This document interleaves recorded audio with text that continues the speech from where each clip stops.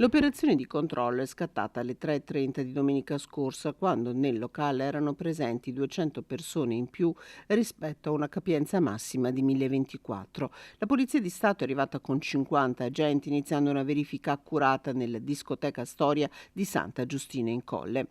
Durante l'attività l'unità cinofila ha recuperato droga. 2 minorenni sono stati trovati in possesso, uno di hashish, l'altro di un tirapugni nascosto nel calzino. Sul fronte della sicurezza, sul pavimento sono stati trovati cocci di bottiglie e vetri rotti, alcune uscite di sicurezza erano bloccate. Le violazioni amministrative riscontrate costeranno allo Storia sanzioni per 15.000 euro, alle quali si aggiunge la denuncia del titolare per violazione delle prescrizioni della licenza.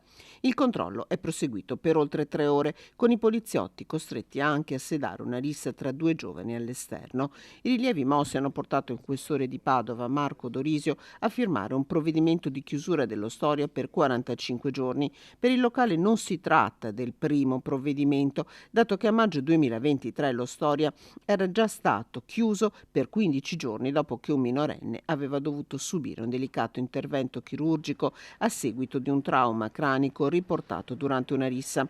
La seconda chiusura, come previsto dalla legge, potrebbe far valutare al questore di chiedere la revoca della licenza.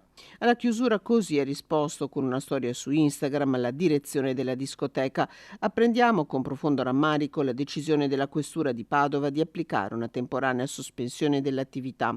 Siamo già al lavoro per ottemperare alle osservanze evidenziate, cercando di migliorare i nostri standard di servizio e sicurezza, come sempre abbiamo fatto in questi anni di attività. Ci vediamo presto.